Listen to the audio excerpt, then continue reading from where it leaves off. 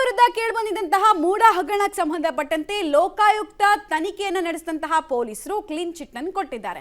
ಈ ಬೆನ್ನಲ್ಲೇ ಹಲವು ಪ್ರಶ್ನೆಗಳು ಎದ್ದಿದ್ದು, ಪ್ರಮುಖವಾಗಿ ವೈಟ್ನರ್ ವಿಚಾರದಲ್ಲಿ, ಆ ದಾಖಲೆಗಳಿಗೆ ವೈಟ್ನರ್ ಅನ್ನ ಬಳಸಿದ ವಿಚಾರದಲ್ಲಿ. ಸೊ ಅದಕ್ಕೂ ಕೂಡ ಲೋಕಾಯುಕ್ತ ತನಿಖಾ ರಿಪೋರ್ಟ್ ನಲ್ಲಿ ಉತ್ತರ ಸಿಗ್ತಾ ಇದೆ. ವೈಟ್ನರ್ನ ಅಸಲಿ ಸತ್ಯವನ್ನ ಲೋಕಾಯುಕ್ತ ತನಿಖೆಯಲ್ಲಿ ಬಹಿರಂಗಗೊಳಿಸಿದ್ದಾರೆ ಅಧಿಕಾರಿಗಳು.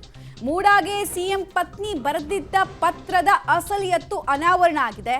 ಅದರಲ್ಲಿ ದೇವನೂರು ಬಡಾವಣೆಯ 3ನೇ ಹಂತ ಅಂತಾನೆ ಉಲ್ಲೇಖ ಆಯ್ತಾ? ಹಾಗಾದ್ರೆ ವಿಜಯನಗರ 3ನೇ ಹಂತ ಅಂತ ಎಲ್ಲೂ ಉಲ್ಲೇಖ ಆಗಿಲ್ಲ. ಇದು ವಿಪರೀತವಾಗಿ ಕೋಲಾಹಲಕ್ಕೆ ಕಾರಣ ಆಗಿತ್ತು. ಸೊ ಫೈನಲಿ ಅದಕ್ಕೊಂದು ಕ್ಲಾರಿಫಿಕೇಶನ್ ಸಿಗ್ತಾ ಇದೆ. ರಿಪೋರ್ಟ್ನಲ್ಲಿ FSL ವರದಿಯಲ್ಲಿ ಈ ವಿಚಾರ ಬಹಿರಂಗಗೊಳ್ತಾ ಇದೆ. ಅಂತಿಮ ವರದಿಯಲ್ಲಿ FSLನ ರಿಪೋರ್ಟ್ ಸಮೇತ, ಸಾಕ್ಷ್ಯನ ಸಮೇತ ಸಬ್ಮಿಟ್ ಮಾಡಲಾಗಿದೆ ಅನ್ನೋದರ ಡೀಟೇಲ್ಸ್ ಲಭ್ಯ ಆಗ್ತಾ ಇದೆ. ವೈಟ್ನರ್ನ ಅಸಲಿ ಸತ್ಯ ಈ ಮೂಲಕ ಲೋಕಾಯುಕ್ತ ತನಿಖೆಯಲ್ಲಿ ಬಹಿರಂಗ ಆಗ್ತಾ ಇದೆ. ವಿಪರೀತವಾಗಿ ಮಾತಿನ ವಾಕ್ಸಮರಕ್ಕೆ ಕಾರಣ ಆಗಿತ್ತು ಈ ವಿಚಾರ. ದೇವನೂರು ಬಡಾವಣೆ 3ನೇ ಹಂತ ಅಂತ ಕೆಲವರು ಹೇಳಿದ್ರೆ, ನಿರ್ದಿಷ್ಟ ಜಾಗದಲ್ಲಿ ಸೈಟ್ ಅವ್ರು ಕೇಳಲೇ ಇಲ್ಲ ಅನ್ನೋದು ಸಿಎಂ ಆದಿಯಾಗಿ ಪ್ರತಿಯೊಬ್ಬರದ್ದು ಮಾತಾಗಿತ್ತು. ವಿಪಕ್ಷಗಳು ಅದು ವಿಜಯನಗರ 3ನೇ ಸ್ಟೇಜ್ ಅಂತ ಬರೆದಿದ್ದಕ್ಕೇನೆ ಅಲ್ಲಿ ವೈಟ್ನರ್ ಅನ್ನ ಹಾಕಿದ್ರು ಅಂತೆಲ್ಲ ಆರೋಪ ಮಾಡಿದ್ರು. ಈ ವೈಟ್ನರ್ನ ಸತ್ಯವನ್ನ ಕೂಡ ಈಗ ಲೋಕಾಯುಕ್ತ ತನಿಖೆಯಲ್ಲಿ ಬಹಿರಂಗ ಆಗಿದೆ. ಆಮೇಲೆ ಸಿಎಂ ಹಾಗೂ ಆಪ್ತರು ಪ್ರತಿಪಾದಿಸ್ತಾ ಇದ್ದ ರೀತಿಯಲ್ಲೇ ಅಂಶಗಳು ಹೊರಬಿದ್ದಿದೆ. ಮತ್ತೆ ಇದನ್ನ ಮುಖ್ಯಮಂತ್ರಿಗಳು ತಮ್ಮ ಮೇಲೆ ಯಾವಾಗ ಆರೋಪ ಬಂತು, ಈ ವೈಟ್ನರ್ ವಿಚಾರಗಳು ಯಾವಾಗ ಆಚೆ ಬಂತು, ಅವಾಗ ಅವರು ಒಂದು ಟ್ವೀಟ್ ಮಾಡಿದ್ರು.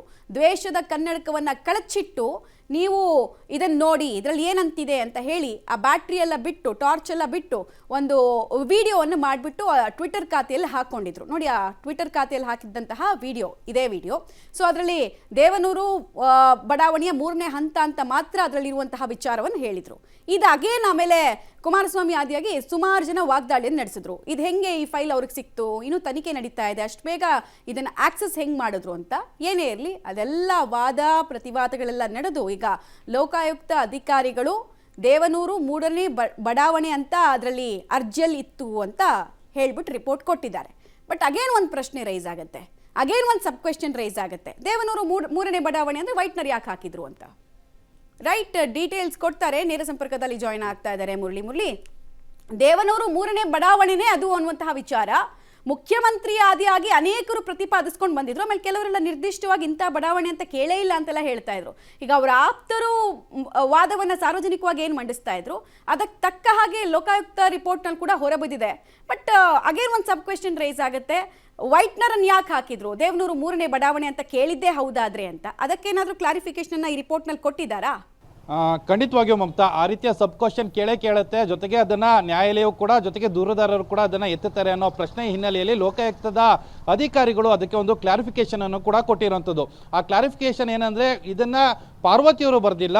ಪಾರ್ವತಿಯವರು ಕೇವಲ ದೇವನೂರು ಬಡಾವಣೆಯ 3ನೇ ಹಂತ ಅಂತೇಳಿ ಉಲ್ಲೇಖವನ್ನು ಮಾಡಿದ್ರು. ಆದರೆ ಅವರಿಗೆ ವಿಜಯನಗರದ 3ನೇ ಹಂತದಲ್ಲಿ 14 ಸೈಟ್ಗಳನ್ನು ಕೊಡಬೇಕಾದ್ರೆ ಅಧಿಕಾರಿಗಳೇ ಸ್ವಯಂ ಪ್ರೇರಿತವಾಗಿ ಈ ರೀತಿಯ ಮಾಹಿತಿಗಳನ್ನು ಅಂದರೆ ಮರೆಮಾಚುವಂಥ ಪ್ರಯತ್ನಗಳನ್ನು ಮಾಡಿದ್ದಾರೆ. ಯಾಕೆಂದರೆ ಅವರ ರಿಕ್ವೆಷನ್ ಏನಿತ್ತು, ಆ ರಿಕ್ವೆಸ್ಟ್ ಪ್ರಕಾರ ಕೆಸರೆ ಗ್ರಾಮದಲ್ಲಿ ಅಂದರೆ ದೇವನೂರು ಬಡಾವಣೆಯಲ್ಲಿಯೇ ಸೈಟ್ಗಳನ್ನು ಕೊಡಬೇಕಾಯಿತು. ಆದರೆ ವಿಜಯನಗರದಲ್ಲಿ ಸೈಟ್ಗಳನ್ನು ಕೊಡೋದಕ್ಕೆ ಸ್ವಯಂ ಪ್ರೇರಿತರಾಗಿ ಈ ರೀತಿಯ ಕೃತ್ಯವನ್ನು ಮಾಡಿದ್ದಾರೆ ಅಂತೇಳಿ ಈ ಇಡೀ ಆರೋಪವನ್ನು ಅಧಿಕಾರಿಗಳ ಮೇಲೆ ಹೊತ್ತಾಕುವಂಥ ಪ್ರಯತ್ನವನ್ನು ಲೋಕಾಯುಕ್ತ ಅಧಿಕಾರಿಗಳು ಮಾಡ್ತಾ ಇರುವಂಥದ್ದು. ಮತ್ತು ಪ್ರಮುಖವಾಗಿ ಈ ಮೂಡ ಹಗರಣ ಯಾವಾಗ ಬೆಳಕಿಗೆ ಬಂದ ಸಂದರ್ಭದಲ್ಲಿ ಅತಿ ಹೆಚ್ಚು ಸದ್ದು ಮಾಡಿದಂಥದ್ದು ಈ ವೈಟ್ನರ್. ಯಾವಾಗ ಈ ವೈಟ್ನರ್ ದಾಖಲಾತಿಗಳು ಹೊರಗಡೆ ಬಂದ ಸಂದರ್ಭದಲ್ಲಿ ಸಿಎಂ ಸಿದ್ದರಾಮಯ್ಯ ಅವರನ್ನ ವೈಟ್ನರ್ ರಾಮಯ್ಯ ಅಂತ ಹೇಳಿ ಕೂಡ ಸಾಕಷ್ಟು ಒಂದು ಅಪಹಾಸ್ಯವನ್ನು ಮಾಡುವಂಥದ್ದು ಮತ್ತು ವಿಪಕ್ಷಗಳು ಅವರ ಮೇಲೆ ಹರಿಯಾಯುವಂಥ ಒಂದಷ್ಟು ಕೆಲಸಗಳನ್ನು ಮಾಡ್ತಾ ಇದ್ರು. ಆದರೆ ಲೋಕಾಯುಕ್ತ ತಮ್ಮ ತನಿಖೆಯನ್ನು ಮಾಡೋ ಸಂದರ್ಭದಲ್ಲಿ ಮತ್ತು FSLನ ವರದಿಯ ಪ್ರಕಾರ ಅದರಲ್ಲಿ ದೇವನೂರು ಬಡಾವಣೆಯ 3ನೇ ಹಂತ ಅಂತೇಳಿ ಉಲ್ಲೇಖ ಆಗಿದೆ ಅನ್ನೋದ್ರ ಬಗ್ಗೆ ಒಂದು ಸ್ಪಷ್ಟನೆ ಕೊಟ್ಟಿದ್ದಾರೆ. ಜೊತೆಗೆ ತಮ್ಮ ಅಂತಿಮ ವರದಿಯನ್ನ ನ್ಯಾಯಾಲಯಕ್ಕೆ ಸಲ್ಲಿಕೆ ಮಾಡೋ ಸಂದರ್ಭದಲ್ಲಿ ಅದನ್ನು ಕೂಡ ಉಲ್ಲೇಖವನ್ನು ಮಾಡಿರುವಂಥದ್ದು ಮತ್ತು FSLನ ರಿಪೋರ್ಟ್ಗಳೇನಿತ್ತು, FSLನ ರಿಪೋರ್ಟ್ಗಳನ್ನು ಕೂಡ ಏನು ತಮ್ಮ ಅಂತಿಮ ವರದಿಯಲ್ಲಿ ಸೇರಿಸಿದ್ದಾರೆ ಅನ್ನೋದ್ರ ಬಗ್ಗೆ ಈಗ ಮಾಹಿತಿಗಳು ಸಿಗ್ತಾ ಇದೆ.